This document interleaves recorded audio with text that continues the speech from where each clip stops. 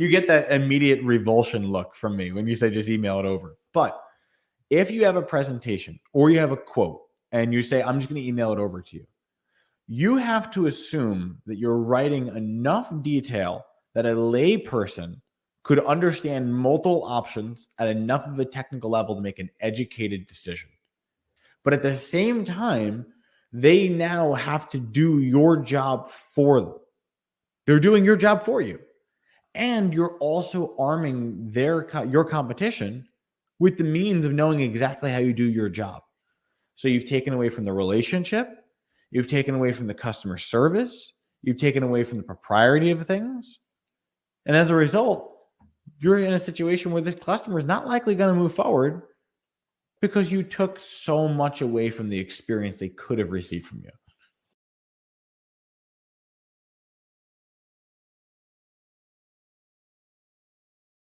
Hello and welcome back. Happy Friday for another episode of Electricpreneur Secrets, the Electrician's podcast, where my partner Joseph Lucani and I go live 5 days a week to help you master your sales, simplify your pricing, and deliver premium level electrical service, even on the last working day of the week. At least it is for us. Health, family, then business, right, Joe? Amen to that, brother. There's no chance you're going to catch us working on a weekend. Yeah, there you go. How are you doing today, man? I'm doing great. I had a really nice night last night, and I had a moment where I really felt humbled in a big way. I'm sure you've noticed that, like, I may be overly modest at times when it comes to self-praise and whatnot, but I was really taken aback by the amount of people that reached out to me and like said that we've influenced them and we've improved their lives, and they thank us personally and our stories mean a lot to them. I wasn't expecting that kind of feedback. And it just really, really meant a lot that people care as much as they do. So if you're one of those people that said something and you're listening to this, just know that it really meant a lot and hit me in the feels. That's amazing, man. And obviously, you're the king of gratitude. We've talked about that a few times. You're so good at acknowledging and giving thanks to everyone and their forward energy, whatever direction that is. I found the birthdays online are an interesting thing. A, I always make sure to say happy birthday for a couple of reasons. B, that I do actually care. I just realized I started at B with that. There was multiple levels to it, but A, I do actually care. B, because everyone deserves that. Everyone deserves acknowledgement, and I don't think there's enough of it. But also C, from a marketing standpoint too, doesn't it make sense to have as much contact with the people you care about and feel you could help as possible? Yeah, it's true. I got to wonder if our listeners are checking in with their clients on their birthdays or other holidays that they could be. Oh, actually, you know what? We actually had that exact situation happen. Okay. So my daughter's dentist sent us both a text message and an email wishing me a happy birthday because I'm listed as the emergency contact and my birthday was listed. But they didn't have to do that. I'm certain it was an automated message. But the fact that they did it was immediately like, you know what? They are good people. They didn't have to do that. Now I'm going to keep using them. 100%. And they are. That service is fantastic. I mean, how many people actually texted you direct or called you direct and said happy birthday? Probably under 10 to my text or my phone. A lot of direct messages on Facebook. A lot of direct messages on Facebook. But like, I did get some calls from certain people. I did get some text messages for those who have my private number, but there were a lot of Facebook outreaches. That said, I want to drive a point home with that because when I notice it's a birthday of a close friend, family, client, those are all situations, partner, where I'm going to make sure I talk to them in person and say it face to face or on a phone call through voice, or I'm at least going to direct message them and not using the app, even a text message. Do you know why? I mean, if anything, it kind of takes you out of the fog of things. Because like if I were to get it, like you deal with it as well. Our Facebook is always pinging all the time. You can get drowned in messages sometimes. And as much as it's appreciated and I love doing it, getting a text message feels different because you can get 10 text messages and 100 Facebook messages. Totally. It's different. It also just out of rhythm takes more effort. Mm-hmm. And I truly believe what you put in, you get out. Maybe not at 100% efficiency, but if you want to drive an output, you should first Change raise input. the input, right? We all know how simple it is to say happy birthday on Facebook. Mm-hmm. There's even a choice. You pull up, it says right there, hey, birthdays today. There's 7 of them. You click on the thing, it gives you them all in one place for you easily to just say happy birthday, happy birthday, happy birthday, happy birthday. And the ones from there that you're really a fan of, you could click on their name and send a message immediately. Happy birthday, sincerely from me. Hope you have a wonderful day. But it's still, I could send 7 happy birthday messages in about 8 seconds flat. Yep. Copy, paste, copy, paste, copy, paste, copy, paste, and send. Right? It's But so convenient. When you yeah, go the extra steps, it is actually telling someone something additional, how much you yeah. really care. I got to figure out who really cares about me. It was nice. It was really nice to see. Yeah, it's amazing. And I hope I'm not derating any of those comments in any way, shape, or form. Because the next thing that happens on our birthday is we count how many. What a vanity thing to do, right? Vain. You're so vain. We got what? I don't know, your birthday. How many did you have, Joe? Do you know the number? No. Good for you. Yeah, because Good the for thing you. is, and this might sound a little sad, but in my mind, I didn't think I was making it to 33. I didn't think I was going to make it 25. I didn't think I was going to make it to 20. Every year that I survive, I'm in bonus rounds. I'm already in bonus. So if people decided that I was worthy enough to take time out of their day to acknowledge me in any capacity, I'm grateful because I wouldn't say dead man walking, but I'm someone that I'm grateful for the time that I have. I love that about you, man. Super, super gratitude dude here. That could be your next nickname. Gratitude dude, Joe. There's something about today's topic that I wanted to touch on before we get right into it, but let me explain if I can quick. We've been talking about sort of these pivotal moments within your sales process all week, these little action pieces that you could take. I mean, this is day 5 of it. So technically, there were about 5 to 7 things that you could be doing, taking action on immediately to see massive results that we've proven and shown success through our clients to do things like double your revenue in weeks. Very, very short time to have those that amount of goal realization. So really powerful stuff. Today's no exception in what we're calling the 4 whats to presentation success. And this was actually one of those things where heads came together and one of our clients said it, and it became something that stuck. And the reason why we wanted to bring it up today is because at the presentation step, there tends to be some real difficulty for electricians to articulate, to communicate the value that you're offering. And if you don't get that right, communication being a two-way street, if you don't get it right, what it means is they're not receiving what you're sending. And that's when That's not miscommunication good. happens. You're right. If you ordered, like, as a really oversimplified analogy of this, a parallel to it, imagine you ordered something on Amazon that was you expected to be this great big box. And when it arrived, it was a teeny weeny little box with a bow on it. What's your immediate thoughts about what just happened? I mean, the funny thing is, my first thought was like, well, they sent me something of equivalent value. I better see a block of gold or an 18 karat diamond in there or something like that, right? Yeah. To me, it's like, that's not what I ordered. Mm-hmm. To me, it's immediately, this is not what I was expecting. Mm-hmm. And we can actually shrink the size of our value just in the words we're using and the presentation aspect. Let's give it a real example. What happens when I email it over, Joe?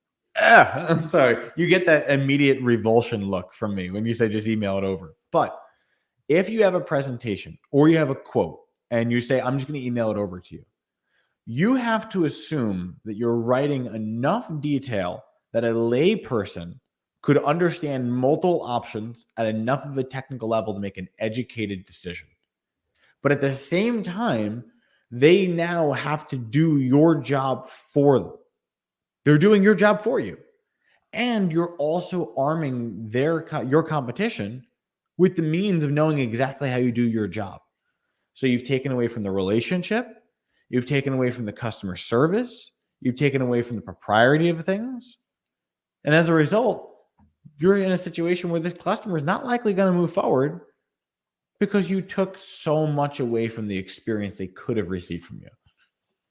And in there lies the principle too that I wanted to dig into first when you said the education part. Everyone learns in different ways. We all have different styles of communication, different ways of interpreting and retaining information. Even what we're talking about today, the 4 what's to presentation success, the 4 what's isn't necessarily what Joe or how Joe learned or articulated this originally, but it's what we found others were able to extract from and use as an anchor so they could recall. And so the interesting thing about, coaching, strategies, everything we're going through, communicating value to your customers is also that it's a two-way thing. There's the what I want you to know about this and feel about this. And there's the what you'll actually receive based on how I communicate it to you. Isn't that complex? It's really amazing, though, if you think about it. Though it may be complex and not complex at the same time, depending on your view of it, I'd want to say I need to make sure that every customer that I communicate with knows more and has a better grasp of what I'm trying to offer them than when I walked in the first time. Before I even give them a price, we have to have that understanding. Because if it comes after the price, now you're just almost defending yourself and you're coming across as a salesperson compared to just the conduit to their solution. Digging. I'm sure we've all felt that before. Trying to add value after the price. Yikes, that's a slippery slope. It is. One of the golden rules that I've implemented in my sales, my process, has actually been quite simple. And it speaks to even what you just said. Simply asking a question versus telling more. One thing I've noticed is when I'm trying to articulate value, one of the easiest things to do that people overlook all the time is just check in and ask, hey, does that make sense? Do you have any questions on that piece right there? A lot of times people will actually ask the right question for them. Most times they will, to get to the answers they need to complete a sale anyway. Wow. In addition to that, like if you want to go even further with it, you need to ask questions, because if you don't, have you ever been in a situation where someone's trying to tell you something and you have a question, but you don't want to ask because you think it's going to make you look bad? So they keep talking, but the whole time you've got a question that needs answering. And then when they're at the end, they said, it makes sense. You're like, yeah, it makes sense. But the whole time they had an objection they needed solving. And then when it comes time for presentation, they give you an objection that doesn't make sense in your opinion. And as you say that, I'm thinking, or they just have that bias to be stuck in the question that they have. And so even if they're not shaken and they are going to ask a question and not just agree, they're still stuck back where you left them, where the question began. So if you don't check in enough, they didn't hear the next 2, 3, 4, 5 minutes. Starts to feel pretty long when you're monologuing. Yeah, you're right. I would know. But if that question existed at moment 1, what are they thinking about moments 2 through 4? And then you ask. A filler. No one likes listening to fluff. Some people are just like, just shut up and tell them what the price is going to be. I don't need to hear this anymore. Just get to the point, man. So questions are a big one. The 4 what's to presentation success. This is really speaking to the observations that you have. And it's this moment before you present options, right? Correct. You mind if I dive into it? Or do you want to cover it? Jump right in. No, do it. All right, no worries. So what the 4 what's are is it's our way of designing the presentation and designing the observation so that it communicates information in a way that the customer can slowly absorb, so that by the time you're done with the observations, your top option is now justified. Now, the 4 what's are this. What did they call you for? We're going to use the example of a main panel change out, right? So customer called because, and this is actually a situation that came up today, so I'll use a real life example. Customer called because there was a flickering light in their bathroom. And we found out that when we were there, the reason was because all the neutral terminals were loose. So the what is what they called you for first. Then It's what else? What else is directly connected to the thing that they called you for? Hey, Clay, I know you called me for the for the bathroom light that you mentioned was flickering. The reason why it's flickering is we found out that all the actual connected points that distribute the power throughout the house, there's an improper connection in one of those circuits. And that's why it's actually posing to be a hazard and a concern. Mm-hmm.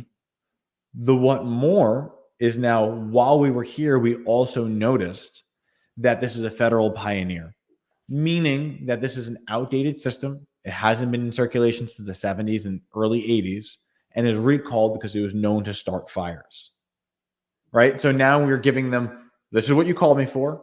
Yeah. This is what's directly connected to it. Then what's good? The reason why we want to give them something good is if we always are in a situation to where it's just bad, you call me for the bad light, you have bad light, and you've got a bad panel, and you have no grounds in the house, and there's aluminum wiring, and it's knob and tube. Like, people stop listening after a while. So you need to give them something good so that they don't feel like this is just I'm just steamrolling you into a presentation. So it's, here's the light, it's flickering. Here's why it's flickering, and this is what's directly connected to it. The good news is that when we open up the circuits, we found out that they're all copper, meaning that the wiring infrastructure is still good. Great. I'm happy to hear that. And then the last is, what's more? What else? What else could be offered that's still justified to do so, that ties back to their original reason? Hey, I know the reason you called was because you wanted the lights to stop flickering. That is that is an LED light, which has an internal control driver in it, meaning that the same thing that could affect your computer could affect this. To justify that, we also know that you have these same style lights throughout the majority of the house. So to make it easier for you, what we did is we were offering an electronic safety system. That way, if you ever have any additional electrical concerns from the outside coming into the house, it protects all your lights so that this gets damaged instead of you having to replace all the lights in the house. So it's directly connected to the thing they first called for. So what we've done is we've created a perfect circle. And everything within that circle is contained and understandable and directly relatable to the first thing they called you for. I love that. It's got the feel of like constructive criticism framework. Compliment sandwich. Yep. Right. Or even in essence, sometimes you might say it's like an objection handling framework. Like where there's just these few points where we're connecting and acknowledging, adding to that, giving them some good feedback, but then opening the doors for more as well. Yeah, there's actually a formula for objection handling. It's really just acknowledge and agree. Like, I understand what you're saying. That makes sense, and that's a fair point to bring up. Reframe. Can I explain a little bit about what I personally believe on this? Or can I explain the way I'm seeing it that we can come to a good level of understanding? And then lastly, ask again. So with that being said, how would you like to proceed? So tying this back to the first what and what you just said about the objection handle, the acknowledge and agreement, how important is it to really put that first, what they called for, and that acknowledgement of that first? Okay. It makes more sense when you see it with its absence. So let's say we take that same situation, right? You called me because your bathroom light was flickering. But the first thing I tell you about is how you have a bad panel. First thing. I don't even talk to you about the light. Light's the end of the story, right? What am I doing? Yeah, you're ignoring what I wanted, and you're telling me you're on your agenda, not mine. Exactly. And if I'm running my play and if that play doesn't benefit you, why are you going to listen to me? Not at all. Of course. It would just make sense. I wouldn't listen to you. You wouldn't listen to me. So by putting the thing first that they asked for and acknowledging, I understand this is what you called me for. And this was the main reason. It shows, one, I'm an active listener. I care about the things that you're saying. Two, it also demonstrates that I'm willing to take your needs and your priorities as my priority. Those two things alone are very, very valuable when it comes to persuasion. Because same thing, if you take the two things and you run them in parallel, why is the agreement and acknowledgement in the observation, and why is it the same in the presentation objection handle? The reason why it's there is, imagine you tell me, Clay, you're expensive. And I say, no, I'm not. Let me explain why you're wrong. Versus, well, yes. And can I explain why? Yeah, much Which better. one are you more likely to want to listen to? Yeah, much better. Much better, Yeah. man. So yes, and, or yes, I agree, but can I explain my point? You need to be on the same side of the line for both a presentation, for an objection handle, for any situation where you need to convince the customer to see your side of things. If you're looking at them, there's a problem. If you're looking at the problem together, you're a service provider. Yeah. Yeah. And as I've heard in many of the classes and client dealings, when someone's bringing their scenario forward, whether it's sort of reactively or proactively dealing with the options and the presentation, the way you've handled that I've really come to admire, that is visible even through this framework, is often someone will present, a quickly, hey, this happened, I'm in this situation, and I only presented one option. Can you help me? Mm-hmm. Almost always I hear people skip over why they called you in the first place. And so, as logical and as simple as this sounds, I really wanted to highlight how important this is, not to lose sight of it. Because in between each of these what's, the next logical framework in that understanding and building options is a little why between them. We did a podcast on that we referenced earlier in our class. I think it was episode 85. How that why gives you the what to offer.